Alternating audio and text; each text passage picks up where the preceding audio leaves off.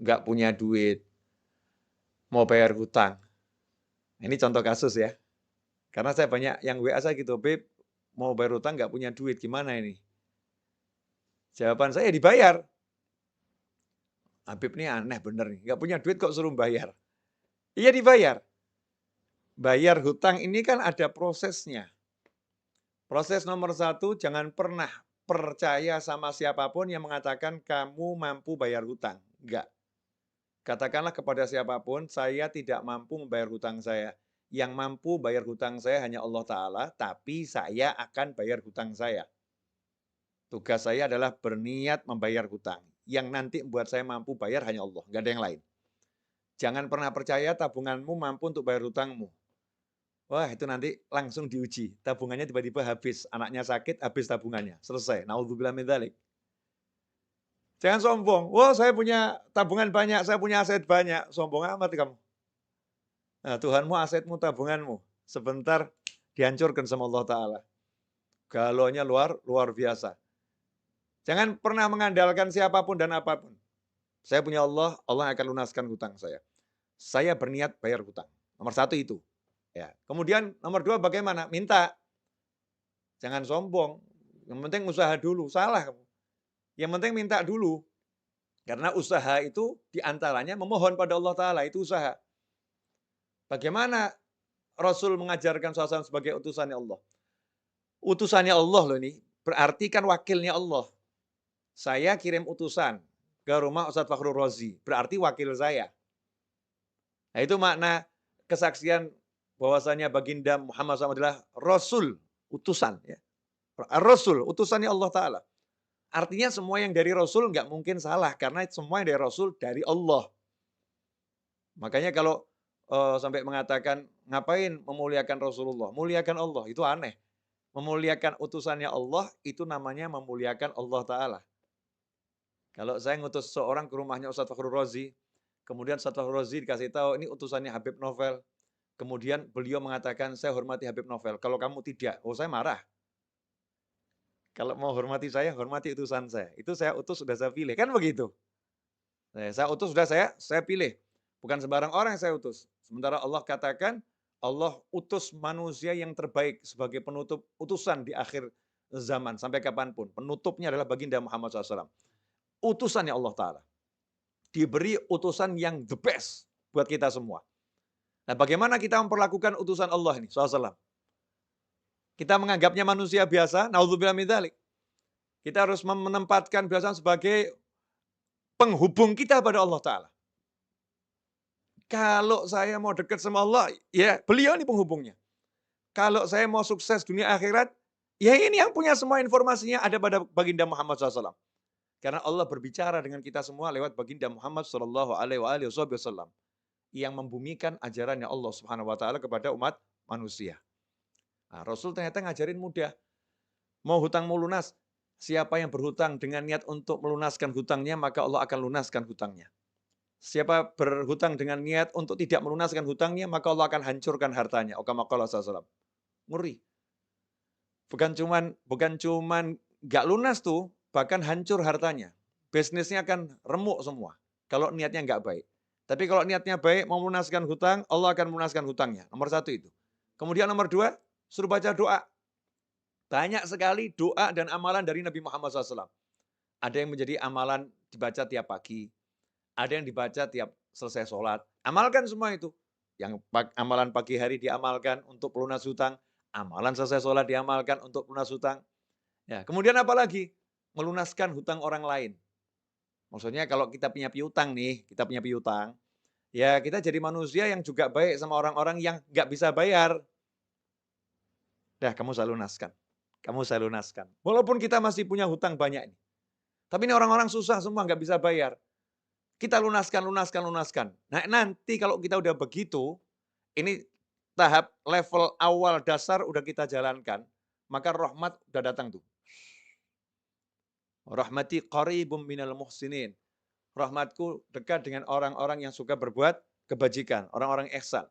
Nah, tahap berikutnya mulai usaha.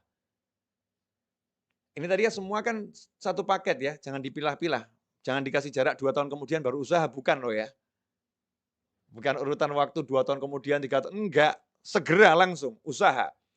Ini usaha saya untuk melunaskan hutang saya dengan izin Allah Ta'ala. Nah, nanti Allah akan apa? Walladzina jahadu fina lanahdiyanahum subulana wa innallaha lama'al muhsinin. Janjinya Allah Ta'ala, walladzina jahadu fina, dan barang siapa sungguh-sungguh menempuh jalan kami, salah satunya ini, sungguh-sungguh menempuh jalannya Allah Ta'ala dalam melunaskan hutang. Itu kan ya, salah satu contoh. Walladzina jahadu fina lanahdiyanahum subulana. Maka kami akan tunjukkan, kami bimbing. Kalimatnya itu lanahdiyanahum dengan lam taukid, nun taukid. Kami sungguh akan bimbing dia menempuh jalan kami. Enggak suruh jalan sendiri. Allah enggak cuma kasih jalan, ini jalannya terus jalan sendiri, enggak. Jadi kalau hidayah itu selalu dengan bimbingan, guide, al-hadi. Selalu membimbing, enggak ditinggalkan. Dibimbing untuk menempuh bukan satu jalan, jalan-jalannya Allah Ta'ala. Sehingga orang yang sudah menerapkan syariatnya Nabi Muhammad SAW tidak akan pernah kehilangan ide, tidak akan pernah kehabisan cara, tidak akan pernah kehabisan jalan, karena Allah bukan bimbing dia satu jalan, Allah akan bukakan miliaran jalan. Nih, nih, nih, nih, nih. Nah kalau begitu ya tenang saja. Lawang dikasih tahu sama Allah solusinya segitu banyak kok. Masa nggak tenang? Bleng, bleng. Nah yang ada kan sekarang gimana? Pusing, mata gelap, nggak ada solusi. Gimana ini? Mentok, taunya cuma satu jalan. Jalannya apa? Cari duit. Lupa sama yang ngasih duit. Yaitu Allah Subhanahu wa Ta'ala.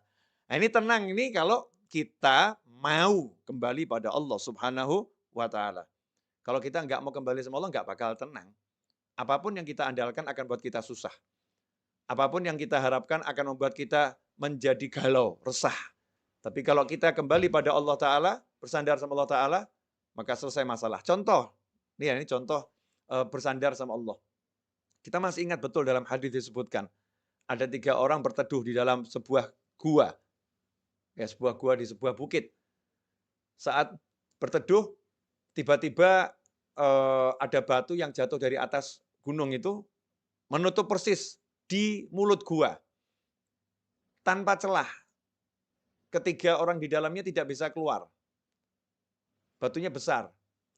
Ya, naluri manusia berusaha menggeser batu. 3 lelaki perkasa menggeser batu yang besar.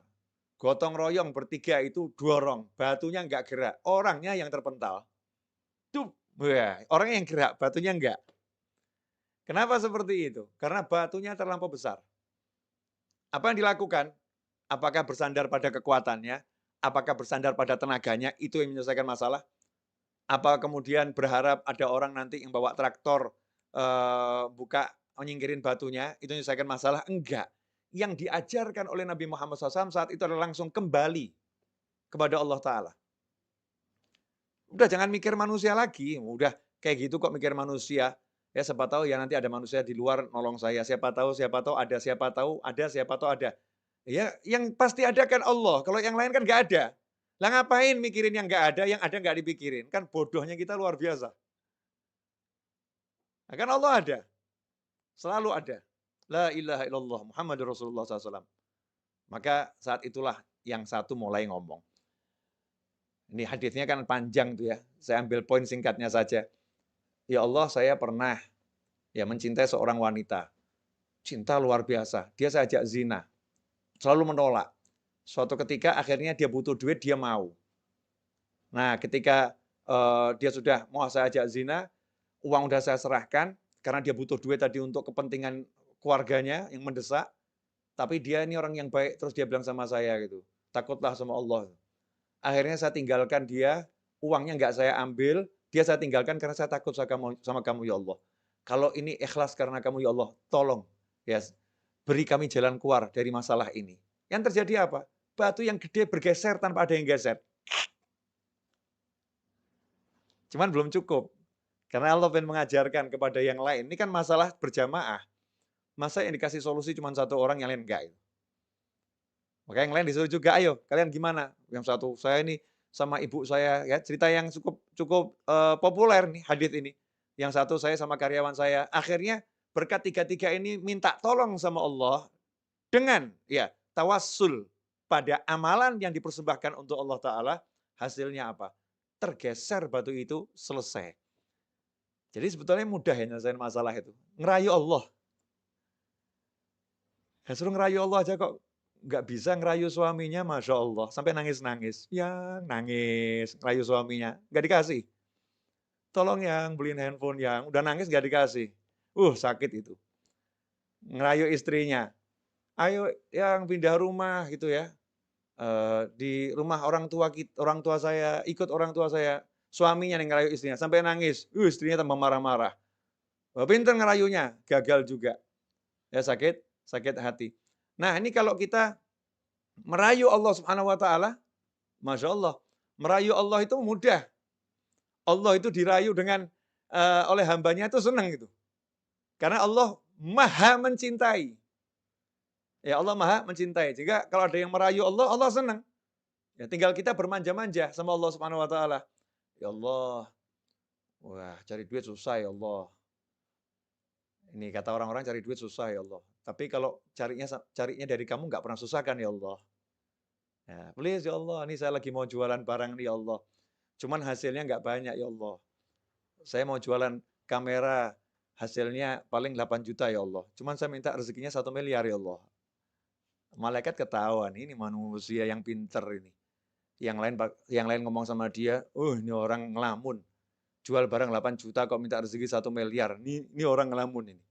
Ini kata manusia yang ngelamun. Malaikat bilang, ini orang pinter ini. Karena dia mintanya sama Allah, bukan sama kamera yang mau dia jual. Dia mintanya sama Allah Subhanahu wa Ta'ala. Subhanallah. Tiba-tiba kameranya nggak laku, duitnya datang banyak. Dus. Ya, tiba-tiba. Nah, dari mana itu? Wa may yattaqillaha yaj'al lahu makhrajan wa yarzuqhu min haitsu la yahtasib. Siapa bertakwa kepada Allah. Jadi jangan terbiasa sama teori-teori yang diajarkan sama yang mengajarkan itu loh. Tapi terbiasalah dengan bukan teori, tetapi hukum pasti dari yang maha menciptakan kita semua. Yaitu Allah Subhanahu Wa Ta'ala. Hukum pasti dari utusannya Allah Subhanahu Wa Ta'ala, yaitu baginda Muhammad SAW. Yang lainnya itu teori. Kalau Rasulullah SAW adalah hukum pasti. Kalau Allah hukum pasti. Teori banyak salahnya, perlu diuji. Tapi kalau hukum pasti, nggak mungkin salah. Karena itu wahyu ilahi dan sabda Nabi Muhammad SAW. Enak kan? Allah bilang nih sama kita semua. Ya, tapi yang diajak bicara yang iman loh ya. Kalau nggak percaya ya terserah, bukan mukmin. Kita ini mukmin semua kan. Nah, mukmin diajak bicara sama Allah. Kalau nggak iman ya ngapain saya ajak bicara? Ini yang diajak bicara yang beriman. Wa may yattaqillaha, kalau udah bicara iman jangan pakai akal. Ini akal nih suka membuat orang yang beriman jadi rusak imannya. Iman itu yang membedakan antara mukmin sama orang yang nggak mukmin. Yang nggak mukmin pakai akal saja. Tapi kalau yang mukmin nggak butuh akal dia. Aku percaya sama Allah kok. Nah gimana? Ya urusannya Allah. Aku percaya sama Allah, selesai. Itu mukmin. Walaupun orang yang beriman akalnya dipakai untuk menambah keimanannya. Ya, untuk memperkuat keimanannya. Untuk menyampaikan kepada orang lain agar bisa menjadi beriman pula. Tetapi ketika dia beriman, dia nggak butuh akal gitu. Dia cukup membutuhkan hatinya yang meyakini Allah Subhanahu wa Ta'ala. Subhanallah. Wa may yattaqillaha. Allah yang bilang nih. Dan barang siapa yang bertakwa kepada Allah. Takwa itu gampang kok. Saya bilang takwa itu susah. Walaupun kita kan takwanya masih ya begini begitu. Tapi takwa itu gampang. Simple. Yang diperintah jalankan. Yang dilarang tinggalkan. Selesai toh. Kayak gini loh. Kayak gini. Wah zaman sekarang ini mau ke mall aja susah nih. Mesti punya aplikasi Peduli Lindungi. Mesti harus sudah divaksin. Mau ke mall aja susah. Nggak susah toh ya? Ya jalankan saja peraturannya. Kalau kamu sudah vaksin, punya aplikasi Peduli Lindungi, kamu ke mall, mudah, nggak susah. Kan gitu. Nah, begitu pula dalam kehidupan kita dengan Allah Ta'ala. Simple. Kamu laksanakan perintah Allah, kamu jauhi larangan Allah, Allah laksanakan janjinya kepadamu. Wa may yattaqillaha. Apa yang didapatkan? Yaj'al lahu makhraja. Hal yang paling ruwet dalam hidup manusia itu kalau jalan buntu. Betul ya? jalan buntu. Ngelamar anaknya orang, ditolak, jalan buntu. Pusing dia. Ngelamar kerjaan di kantor, jalan buntu, pusing dia. Ya, mau bayar hutang nggak ada duit, jalan buntu, pusing dia. Maka janjinya Allah Ta'ala buat yang percaya sama Allah, yang mau ikuti aturannya Allah Ta'ala, wa may yattaqillaha, siapa takwa sama Allah, apa yang Allah janjikan nomor satu? Yaj'al lahu makhraja. Don't worry. Jangan khawatir. Ojo wedi. Jangan takut kamu. Ya, jangan takut. Kenapa? Yaj'al lahu makhraja. Dia Allah akan selalu. Oh, ini harus digaris bawah ini. Dia Allah akan selalu yaj'al lahu, memberikan kepada dia yang bertakwa pada Allah Ta'ala makhraja, jalan keluar. Batu nutupin segede apapun, orangnya bertakwa, Allah kasih jalan keluar. Kehidupan dunia sengeri apapun, orangnya bertakwa, Allah kasih jalan keluar. Makanya buat orang yang bertakwa, tenang. Yang lain heboh, ini gimana, ini bagaimana. Tenang dia. Nanti saya akan diberi solusi sama Allah. Nanti saya akan diberi solusi sama Allah. Yang lain nanya, lah solusinya bagaimana? Solusinya apa? Ya kan nanti Allah yang kasih. Ngapain saya pikir sekarang? Yang ngasih Allah kok saya yang mikir. Tuh, seperti Nabi Musa alaihissalam. Nabi Musa sama Bani Israel ketemu lautan yang luas. Umatnya bingung waktu itu. Gimana depan lautan, belakang Fir'aun ngejar. Nabi Musa santai. Ya. Kalla inna ma'ya rabbi sayahdin. Kalla. Sungguh nggak mungkin kita celaka. Inna ma'ya rabbi. Allah bersamaku. Sayahdin. Nanti dia Allah akan beri saya petunjuk. Nanti dia Allah akan beri saya petunjuk. Hasilnya apa? Dikasih sama Allah solusi. Jalan keluar. Jalan keluarnya bagaimana prosesnya? Simple. Nggak ribet. Nggak cari pasukan. Nggak cari relawan, nggak cari tambahan manusia untuk bantu perjuangan, nggak cari A sampai Z, ya memakai yang sudah ada di tangan. Yang ada di tangan Nabi Musa AS, nggak jauh-jauh loh. Ya udah tongkatmu pukulkan ke laut. Solusi yang nggak masuk akal manusia. Dek. Laut terbelah, Nabi Musa dan pengikutnya selamat, Fir'aun tenggelam dan binasa. Diabadikan sampai akhir zaman dan sepanjang masa. Selesai masalah. Yaj'allahu makhraja. Selalu diberi solusi oleh Allah Ta'ala. Selalu diberi jalan keluar oleh Allah Ta'ala. Gak cukup itu. Plus, وَيَرْزُقْهُ مِنْ حَيْثُ لَا يَحْتَسِبْ. Dan Allah akan selalu beri dia rezeki yang gak pernah bisa diperhitungkan oleh dia ataupun yang lain. La yahtasib. Jadi orang yang dekat sama orang bertakwa ini kalau kalkulasi rezekinya pasti pusing. Udah lah, tidak mungkin ketemu. Mau pakai jurus model apapun. Kok bisa ya? Kok bisa? Nanti kok bisa? Gitu. Karena Allah suka ngasih surprise sama hambanya yang bertakwa. Surprise. Surprise. Gitu. Allah ngasih kejutan. Nih. Sampai kita bingung nih. Bertubi-tubi dikasih rezeki sama Allah Ta'ala. Min haitsu la yahtasib. Dari arah yang gak pernah bisa dia perkirakan. Dia sehebat apapun punya ilmu apa tuh Mas Eto kalau untuk memprediksi namanya apa itu? Kita kalau misalnya punya data apa itu istilahnya itu? Seperti Google tuh punya, kalau Google bisa bagus itu karena punya bukan AI Mas Eto. Namanya ilmunya kalau di matematika itu. Saya sudah nggak sekolah soalnya. Apa nih Mas Eto atau ini siapa pemirsa yang tahu nih? Ya, coba ditulis di chat. Apa namanya itu? Statistik. Ya, ketemu. Nanya sama kalian gak dijawab, udah nanya sama langit. Statistik. Gitu. Ilmu statistik. Ya, walaupun dia punya data yang lengkap, ya kehidupan Pak Yai ini dari umur sekian sampai sekian didata semua koleganya sampai terus dia perkiraan saya hari ini Pak Yai, Habib, Ustadz, ya fulan atau fulanah akan dapat rezeki dari arah sini. Allah akan kasih arah yang lain. Yang ngasih aku bukan statistikmu. Aku udah bilang, yaj'allahu makhraja wa yarzuqhu min haitsu la yahtasib. Udah la yahtasib, udah jangan kamu hitung. Jangan kamu pikir. Jangan kamu cari-cari, nggak bisa. La yahtasib. Allah udah bilang, nggak pernah bisa diduga rezekinya orang yang bertakwa. Nggak bisa, itu Allah menunjukkan kemampuannya memberi rezeki. Allah menunjukkan kemahakuasaannya dalam beri rezeki. Allah menunjukkan otoritasnya kepada manusia. Kamu nggak bisa, hanya aku yang bisa. Asyik itu. Min haitsu la yahtasib. Jadi tenang, orang bertakwa itu nggak pernah mikirin rezekinya hari ini atau besok. Tugasnya apa? Jalankan perintah, tinggalkan larangan. Perintahnya suami cari nafkah. Ya, cara cari nafkah keluar ke pasar misalnya. Ya keluar ke pasar. Perintahnya ketika keluar ke pasar bagaimana berdoa. Perintahnya ketika di pasar bagaimana baca doa, jaga pandangan, jaga pendengaran. Cari rezeki ke pasar ngerumpi, gunjing, ghibah, namimah. Masya Allah. Teriak-teriak, saya tiap hari udah ke pasar, saya udah kerja. Kamu kerja nggak pakai caranya Allah? Bagaimana kamu dapat rezeki yang surprise? Makanya rezeki kamu ya hitung-hitungan tadi. Pusing kepalanya. Ya, pusing kepalanya. Ikhwani rahimakumullah.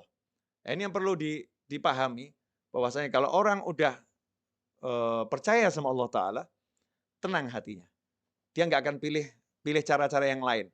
Mau pakar A sampai Z yang nggak ngurus, yang dia urus caranya Allah, cara Rasulullah SAW. Nah, nanti termasuk caranya Rasulullah, itu caranya ulama. Ya bagaimana pendapat para ulama, bagaimana petunjuk para ulama, hidupnya hanya begitu. Oh hidup ini singkat kok, mohon maaf loh ya. 60-70 tahun itu rata-rata umur kita. Mau hidup sampai 60-70 tahun kok cuman dibuat mikir cari duit, itu kan bodohnya kita luar biasa. Oh duit tuh nggak usah dicari ya, pasti datang kok.